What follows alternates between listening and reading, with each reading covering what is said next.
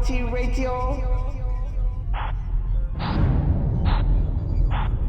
Hello, and welcome to this brand new edition of 5 Round MMA. My name is Alex Ramirez. Alongside is my co-host, Albert Cita. Albert, I'd like to talk about UFC Hamburg's in the books. UFC 203 coming up. The debut of one CM Punk is lurking in the woods. This should be super cool. I'm not about the straight edge lifestyle. I obviously not. You're hungover. If you see the guy's Snapchat, obviously not about the straight edge lifestyle. But I'd like to talk about obviously UFC 203. Talk about Joe Silva leaving the UFC. Is that going to leave a big hole for us fans? Will we even feel it at all? And also GSP at UFC 206 in Toronto. So a lot to talk about. So let's start with round number 1. Why don't we? UFC Hamburg's now in the books. UFC Fight Pass exclusive card.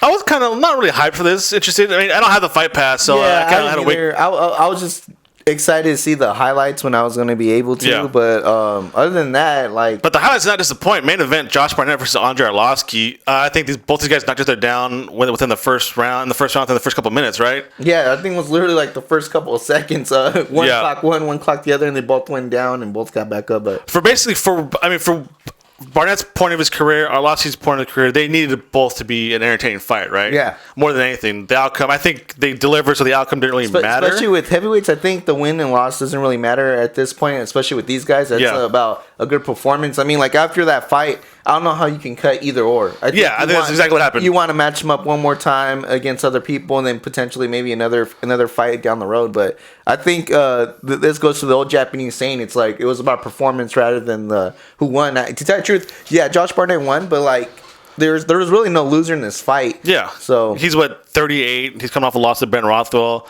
Arlovski is in his late 30s as well. He is 37, coming off 2 straight losses to Overeem and Miocic. So obviously, I think in any situation the guys would have been cut, maybe. But heavyweight division, they both delivered a fight.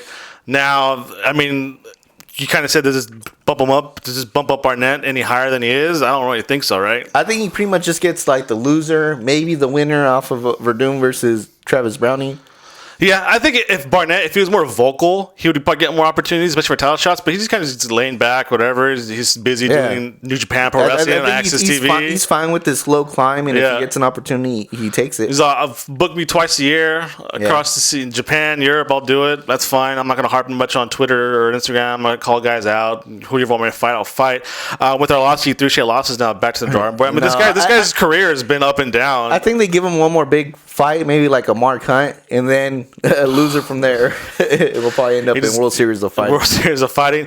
Co-main event saw the return of Alexander Gustafsson, who, if you guys want, lackluster performance. Right? I mean, it was as far as showing the guy that's supposed to beat John Bone Jones. This guy was one scorecard away from winning the championship, right? And a unanimous decision victory over Jan Blachowicz. Gustafsson was a good fight, back and forth, entertaining fight. But again, this is kind of thing where I don't think he's ever recovered from the loss with John Jones. Yeah, I personally do not think he's ever recovered from that fight. I think he hasn't been the same since. He looks dejected every time he's out there. He doesn't look like he's happy anymore, does he? I mean, there's no spark. There's no twinkle in his eye. To quote Shawn Michaels, I think he lost his smile. For all your wrestling fans out there, because in all honesty, he did fight a tough opponent, but the guy's coming off of losses over Corey Anderson and Jimmy Manuwa. So technically, this is a guy that Adrian Gustafsson should have put away because he knocked out Jimmy Manuwa. Yeah. He should have really put away this guy. So, like you said, I mean, was it a good performance? Yeah, but it was a win. There was a big lack of love in there. Yeah, but last week you brought up the point that he is the Michael Bisping of the light heavyweight division because he's knocking off all these guys he's supposed to do, like Jan Blachowicz, but he loses down in Cormier and Anthony Johnson, knocks out Jimmy Manuwa, but loses to John Jones. I mean. Yeah, I really do think he became the unofficial gatekeeper of the 205 division. Yeah, I wouldn't be surprised if they match him up against Ryan Bader next. If they might give Ryan Bader another shot. Yeah, but he has to go through Alexander Gustafsson to do it. Yeah, even everybody. I mean, you name it, they probably have to go through Alexander Gustafsson now. So I like your segue. Speaking of your boy Ryan Bader, vicious KO, knocked out the night. I think right. Yeah, the knee, flying knee. I think it was the only knockout. Mr. Latif. I think it was. It was a couple of TKOs, but this is Ryan Bader beating up who he's supposed to beat up. Yeah, but the way he beats him up. Come on. The way he beats him up. That was a nasty KO. And yeah, Ryan Bader seems to like always like find a way to stay in that top 10, top 5, you know? Every single time, like... Top 8. He loses, top like... 5. But he...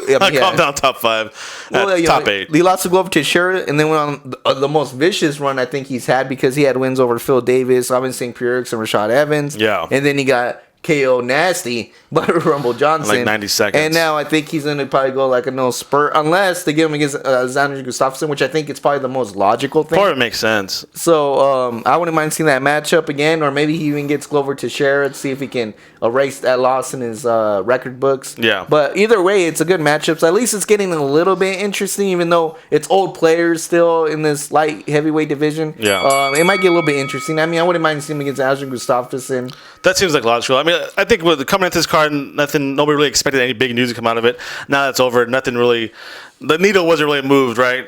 It just And man, was I really upset that my boy Bang did not win. I liked it. That would tell me that would have been beautiful marketing if he would have won. The Korean cowboy. Yeah. Korean cowboy. Bang, bang, bang. I already saw I saw him doing marketing ideas, but it came off. One more UFC event down. Another one coming up this weekend, UFC 203. But as for right now, we're gonna take a small break. Return for round number 2. Talk about Joe Silva leaving the UFC, the longtime matchmaker. Do not go anywhere. Our time for round number 2. The big outside news of the Octagon was that Joe Silva, longtime matchmaker for the UFC, will be leaving, I think, pretty soon at the end of the year. I think he's going to wrap things up. He's a primary matchmaker for the UFC, has been since he's been with the company since 2001. He does everything from 155 and up now that the card organization got so big. I think John Shelby does 145 and below. Yeah, something like that. He wouldn't do every weight class, but he did some. Just a lot of fights. He had a stake in the UFC sale, so when they sold for $4 billion, he got a nice little percentage of that, saying, hey, man, I'm retired now, or semi-retired, I would assume. I assume he has outside projects now, but he's saying he wants to spend more time with his family. So I ask you now, long-time matchmaker of the UFC, will the fans feel this, or business as usual? Or is it such a well-oiled machine now that, you know, Joe Silva, thank you for your service, sir. Hardcore MMA fans know who you are, but... Yeah, I think it's just one of those things where, like, if you're a hardcore fan, you really care. But to tell you the truth, when... The level that UFC is on, it doesn't even matter at this point who you put as matchmaker. The template's there, right? The template's there. It's almost like MLB and NBA. I always thought it was weird when they switched commissioners, and then people try to make it seem like it's going to be a big old change. And like, that never happened. But no, like it's developed to a point where I don't understand. As long as you're a qualified person, I don't see how you can mess it up. I mean, you have to be really dumb to mess up some of these organizations coming into, and you're supposedly like the vice president or the whatever it is. It's just pretty much you approving stuff. That's what I feel like these positions turn into. Maybe at first Joe Silva maybe did do the man work out there, whatever. But I think he did. Well, these guys are more approval men than anything else. Yeah, he was with the company since 01, so you know he did his working, because that's when they were almost bankrupt, almost lost it. Zuffa did, but now reaping his rewards for the hard work, right? Might as well.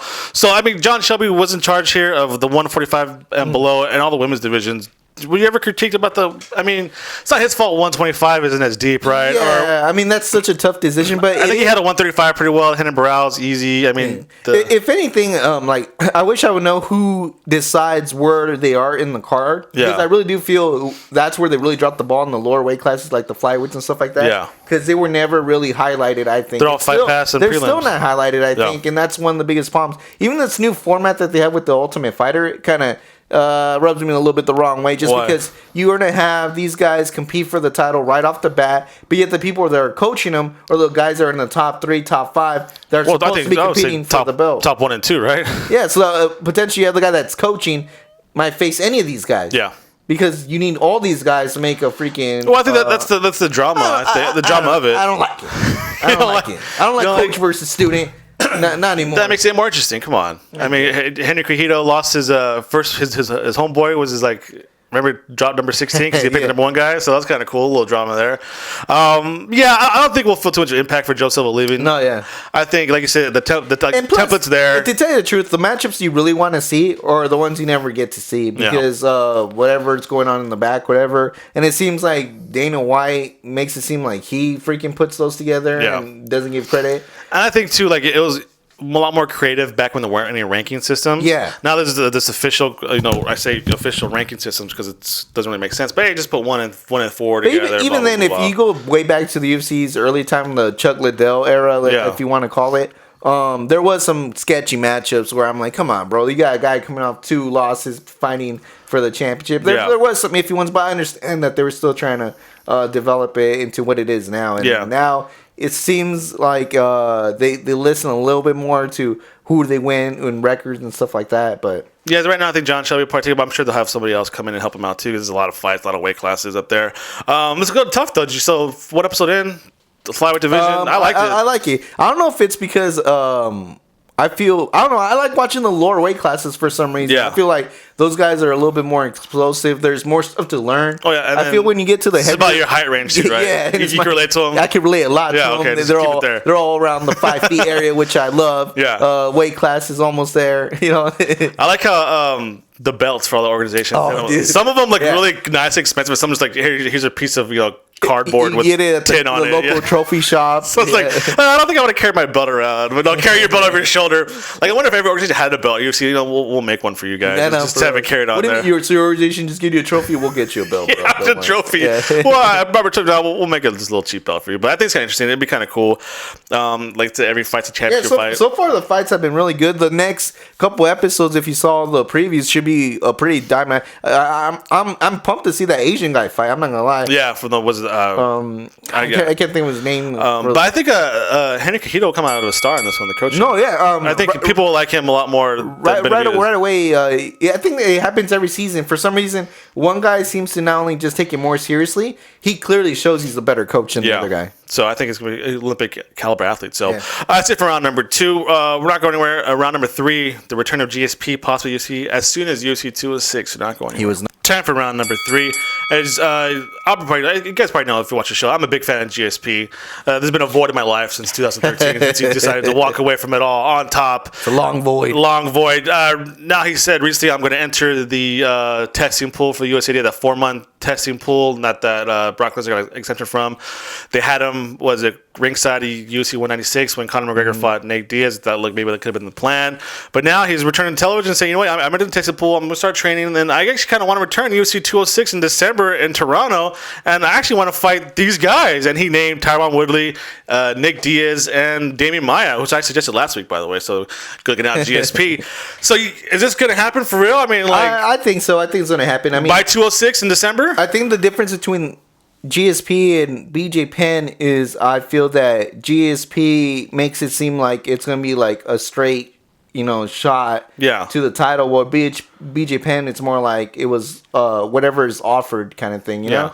But anyways, he's 35, so I don't see why not he couldn't come back. I mean, there's been guys where you're kind of like, oh, come on, bro, you're pushing 40. But I think 35 is a perfect thing, especially the way, I mean, I've been watching videos of him that they put little snippets here and there of just him doing gymnastics or whatever. Dude, the guy is he's an athlete. Yeah, there's no way the guy is not. Love him or hate him, he's an athlete. So when asked about Tyron Woodley, Nick Diaz, and Damian Maia, he said on UFC Tonight, quote, these guys can elevate me. They're not necessarily guys I'm supposed to beat. To get in there, to get fair in this game, it's not about who's got the biggest balls. It's a straight line. You've got to know who you've got to beat. Still so modest, GSP. That's what I love about the guy. The guy's class act. And it kind of seems like he's not even going after a title shot. Like maybe the super fights. He did mention Tyron Woodley, but like just because he's champion now. But Nick Diaz and Damian Maia, those are kind of big time fights. These guys could easily be champions as well, though. Yeah. So he wasn't calling for McGregor or anybody else. I think Michael Bisping was a rumor. He seems to be sticking in the welterweight division for now, anyways, for the UFC 206 return. But do you think if he gets more in those 2 guys or those 3 guys and maybe defeats them, does he go on to the Michael Bisping, to the McGregors? I think so, but I think that there has to be like a lot of things to play out. One, Michael Bisping has to actually defend the belt. Yeah. For that to happen. Well, even that, though, even Hendo wins, he's going to retire, right? So and so he might get a super matchup. I don't know. I like it. Maybe GSP enters the pool for the middleweight tournament or whatever. I don't know. They have something there. Because if Hendo wins, he's retiring, so pretty much consider the middleweight championship vacant after he beats Bisping. After Dano.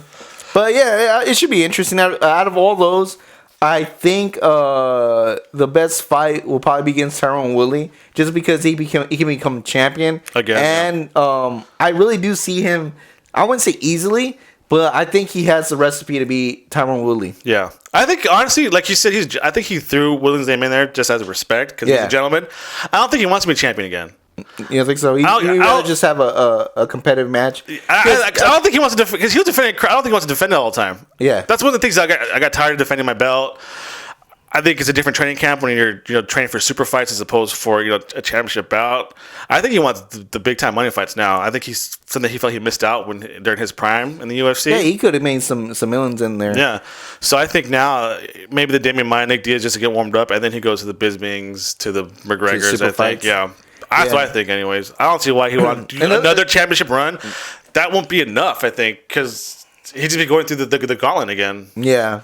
I can see that. But at the same time, like, I can see why he picked who he picked. Like, Damian Maia, for example, even though GSP is known for the ground, what does he do when he fights a ground guy? He shows him his stand-up. Yeah. And I think that's a good way to show people, like, look, just to let you guys know, even though the ground game is my bread and butter, I can stand up with these other ground guys and go back to why I was the champion. So I think that's a good matchup. Nick Diaz, I think that's just a money fight, to tell you the truth. I don't think it has anything to do with the matchup. But Tyron Woodley, I really do think he knows he has the recipe to beat him. Yeah, which is why I don't think he really wants. Of all the three, that's number 3. I think. And part 1 number is Nick Diaz, 2 Maia, 3 Woodley. Yeah, for some reason I think Damian Maia seems to be the better of all the matchups. But as far as like sexy and whatever, it has to be the Diaz, just because.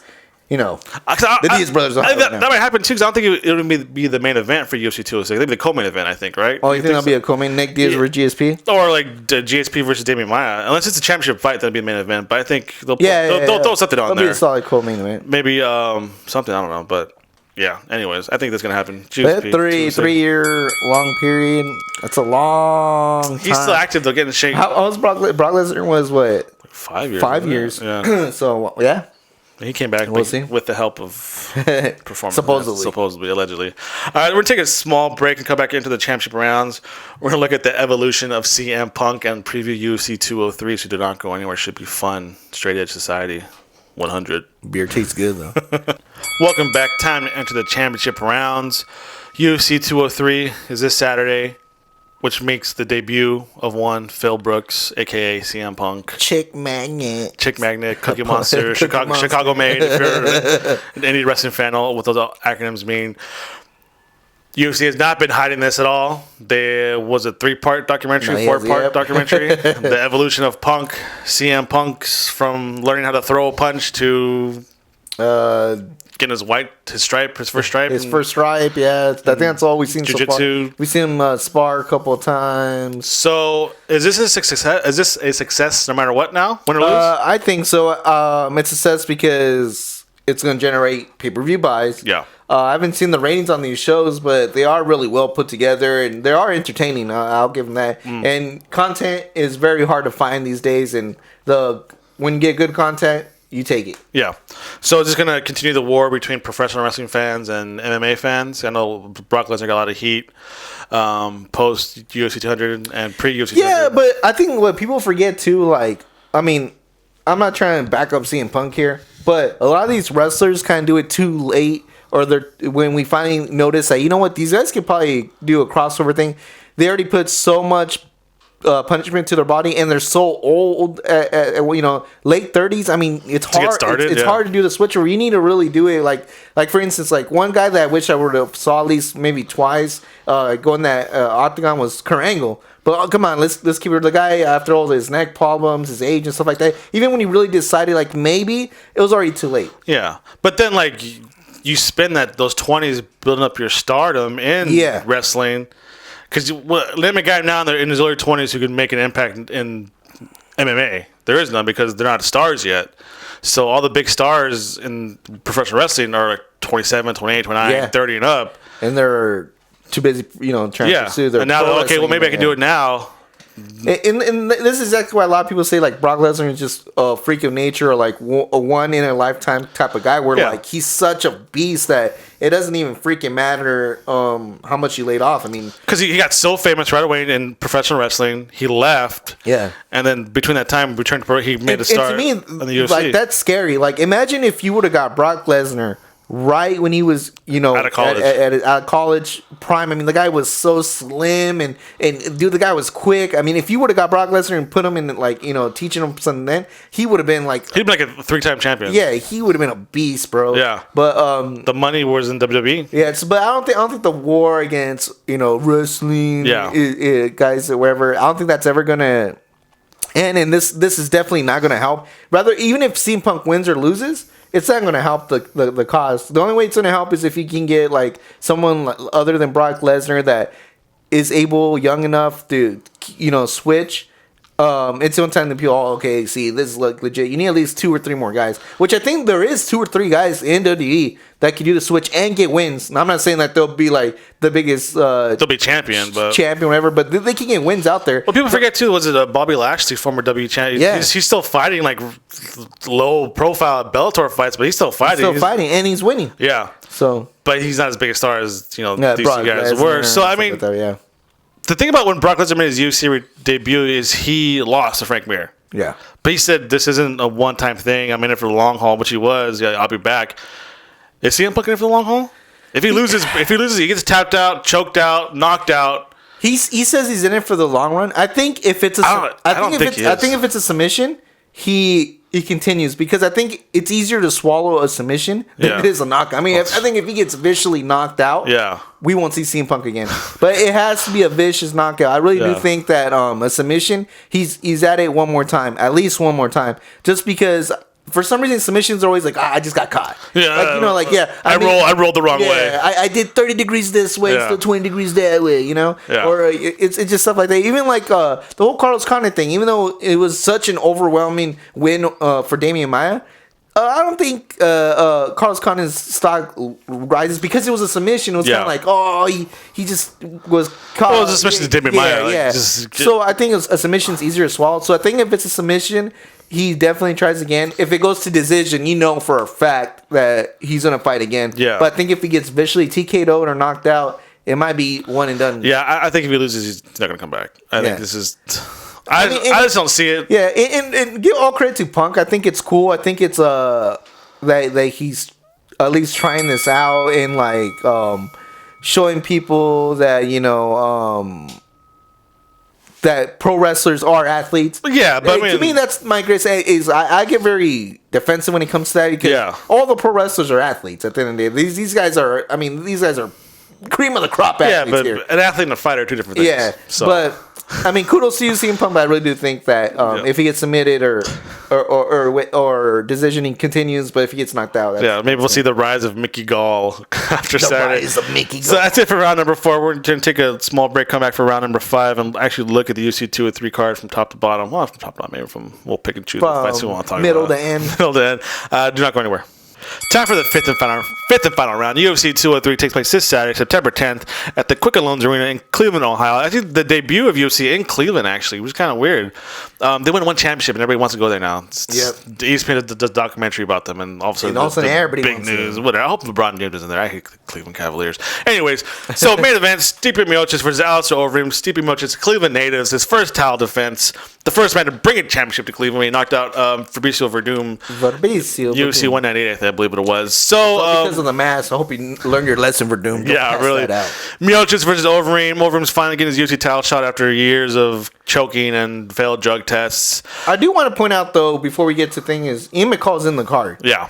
And we have not seen Ian McCall fight at all this year. Yeah. At all. So hopefully this one comes through because his last opponent, it all fell through. Yeah, because was it weight issues or? He's not gonna make weight, so I'm not gonna. I'm not gonna make the weight, so I'm not gonna try it. So I forfeit. Hopefully we get to actually see Ian McCall fight. That's all. Borg, you got Jessica Ai against Beatriz Correia, Jessica Andrade versus Joanne Calderwood, Uriah Faber against Jimmy Rivera. Phil Brooks versus Mickey Gall, a co-main event for Fabricio Verdum versus Travis Brownie. Main event, heavyweight title shot. These guys keeping it warm for Cain Velasquez? Enough Gamer was here to say that.